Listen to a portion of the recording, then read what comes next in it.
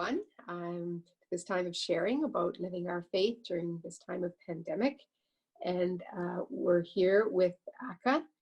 And Aka's been a member of our church and chaplaincy for 4 years. And he was great help to me personally in terms of Sunday liturgies at 11:30. He and Jade would help get people for the different ministries that were needed. So it's just so delightful to have him with us today. So Aka, I'm just going to turn it over to you, and you can introduce yourself to people and say a little bit about your connection to Canadian Martyrs Church and Chaplaincy, and just where you're at this stage in your own life. Okay. So hi everyone. Thanks so much for tuning in today. So as Sister Mary mentioned, I was part of the chaplaincy for 4 years with Canadian Martyrs Parish. And I really just had a great time meeting everyone in the congregation, as well as helping out with Mass. So I'm currently graduated from McMaster University, and I hope to start medical school in the fall. And yeah, that's just a little bit about me. I'm from Mississauga, Ontario as well. Yeah, great. Congratulations, Aka. Aka's just been accepted into University of Toronto, first year medicine. So that tells you something of the caliber with which he's approached his academic career. He's put a lot of work into it. So huge congratulations to you. And also, Aka hasn't said, but he was to be or has been, or I'm not sure I'm what also that is. The valedictorian, yes, yeah. You're valedictorian for the health For sciences the program. sciences program, So yeah. he's very humble, but he's worked hard, and he deserves everything that he's achieved. So also a lot of prayers too. Also a lot of God's work as well. that's beautiful to hear. Yeah. Yes, you always attribute it to God's blessing. So yeah. So speaking of blessing, what have been some of the challenges and the blessings for you during this time of pandemic and change? Yeah, so the coronavirus pandemic has been really interesting, mainly because due to like the quarantine or lockdown, we've spent a lot of time inside.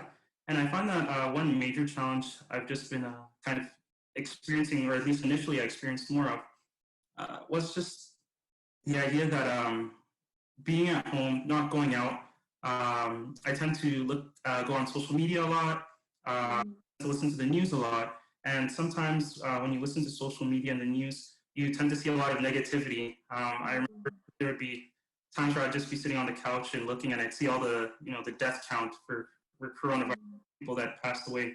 And it's really sad, especially when you constantly see when you constantly see that. And so for me, I found that what's really helped me sort of overcome that challenge of just being exposed to a lot of negativity and social media is just spending a lot of time with family, praying a lot. I think that those things have really helped to just keep me more appreciative, and to know that despite whatever is going on in the world, God is still there and he's still caring for us. And we don't have to worry as much as long as we put our faith in him and trust in him. So that's really, I also find just going outside, like we go on walks as well during that time, and that's kind of helped me kind of not be as attached to the screen. You don't really know how much you're on the computer. Yes. You're in quarantine, and so that's really helped just to get fresh air. And yeah. Yes, I hear what you're saying, because I mean, I carry my phone with me in case of emergency when I go for a walk, but I made a rule that I'm not allowed to look at it when I'm out walking. Instead, I just look around and appreciate God's creation and and I suppose that's been one blessing for me, even though it's your interview, that it's been a blessing that it's been springtime, because there's been so much newness. I don't know if you've had that experience. Yes, yeah.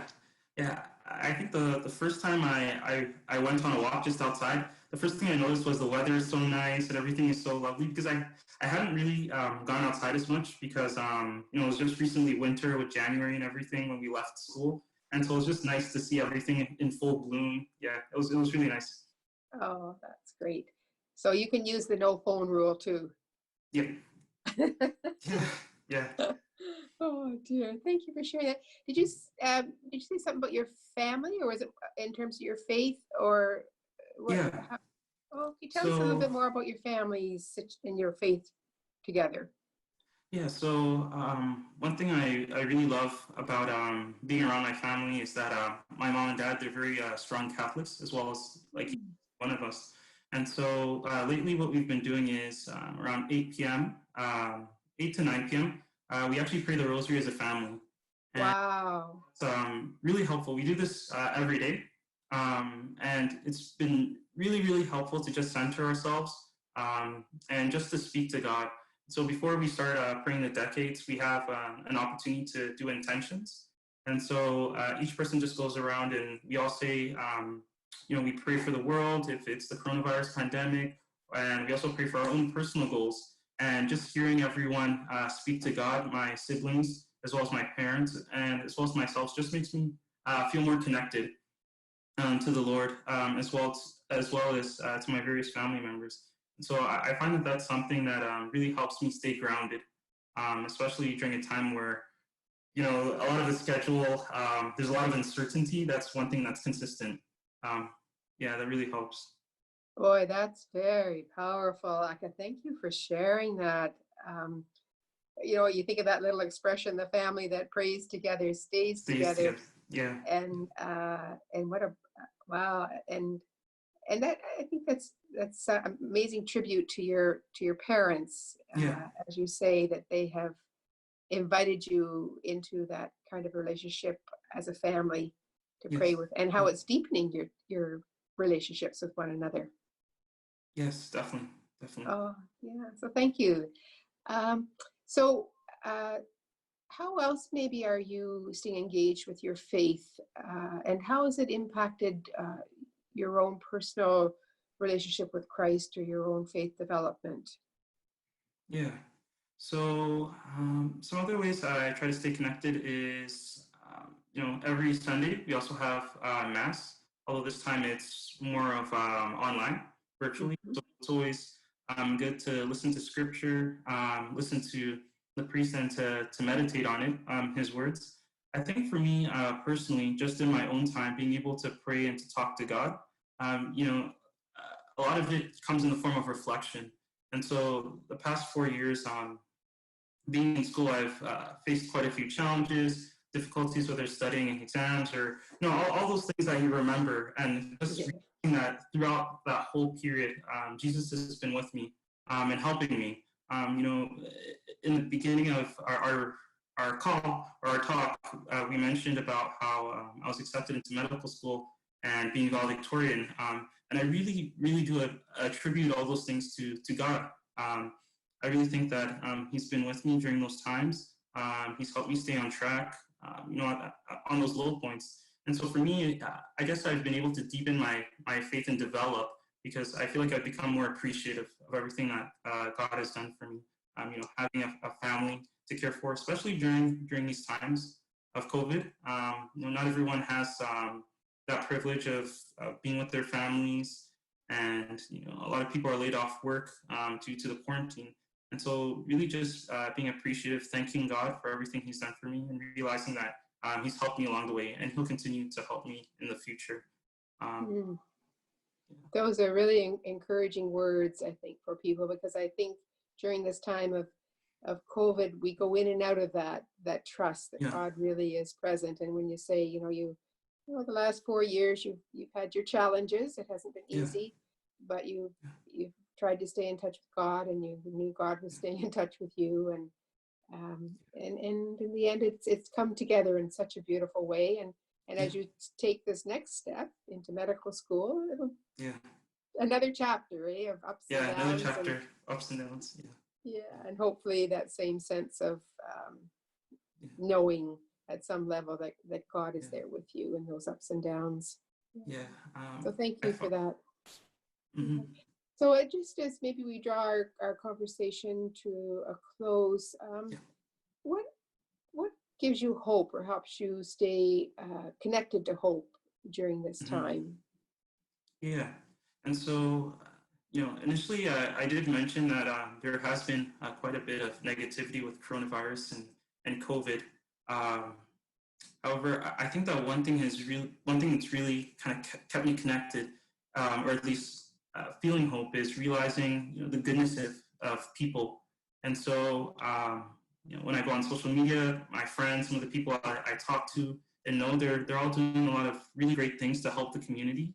The coronavirus particularly has an effect on individuals with pre-existing conditions or who are a little bit older, and so they might not be able to always go outside to do groceries and things like that. And so there's been a lot of formation of groups and movements to help those individuals, as well as individuals who are donating PPE, personal protective equipment, showing more appreciation for nurses. And so when I see individuals of various backgrounds coming together to help one another, that really reminds me of Christ. And it makes me think about, there was an individual asked Jesus, what is the greatest commandment? And he said to love God with all your heart and mind. And he also said to love one another as yourself. And I feel that that's really being exemplified despite the coronavirus pandemic. And so that really gives me hope. I'm just realizing the good of individuals and realizing that Christ is there within everyone. Yeah.